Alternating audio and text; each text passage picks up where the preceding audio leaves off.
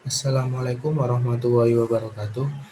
Di sini saya akan menjelaskan tentang path goal theory atau teori jalur tujuan. Teori ini pertama kali diungkapkan oleh Evans 1970 dan Robert House pada 1971. Robert House menyampaikan teorinya bahwa kepemimpinan yang efektif menggunakan dominasi, memiliki keyakinan diri, mempengaruhi dan menampilkan moralitas tinggi untuk meningkatkan karismatiknya. Dengan karismanya, pemimpin transformasional akan menantang bawahannya untuk melahirkan karya istimewa.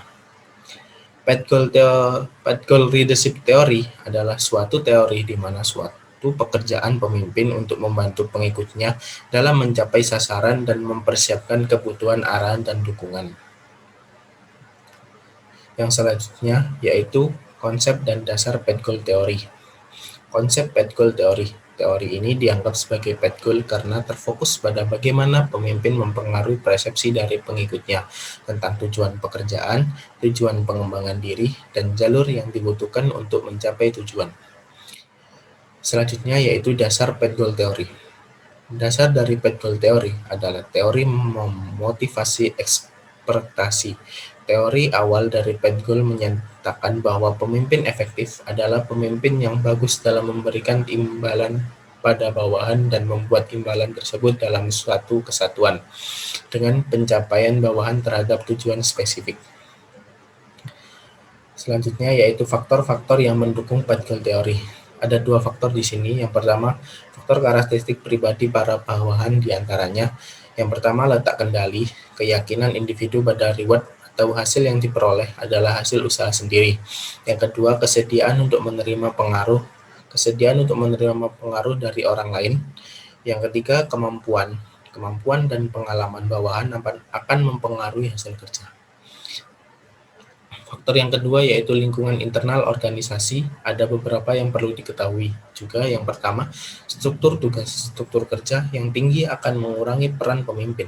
Yang kedua, wewenang formal yang tinggi akan membagi habis tugas. Dan yang ketiga, kelompok kerja dengan tingkat kerjasama yang tinggi kurang membutuhkan kepemimpinan. Yang selanjutnya yaitu model path goal theory.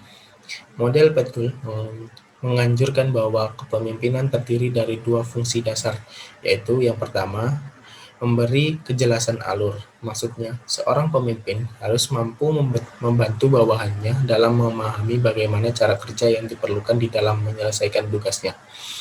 Yang kedua, atau fungsi yang kedua, meningkatkan jumlah hasil reward bawahannya dengan memberi dukungan dan perhatian terhadap kebutuhan pribadi mereka. Adapun yang selanjutnya yaitu prinsip path goal theory. Prinsip path goal theory di sini ada 3. Yang pertama, pemimpin harus memahami kebutuhan bawahannya dan berusaha merangsang bawahannya untuk mencapai kebutuhan tersebut melalui reward yang tersedia. Yang kedua, pemimpin berusaha meningkatkan hadiah bagi bawahannya ketika berhasil mencapai tujuan kerjanya. Dan yang ketiga, pemimpin berusaha menyediakan jalur atau jalan yang mudah bagi bawahannya untuk mencapai tujuannya dengan memberikan bimbingan dan pengarahan yang maksimal.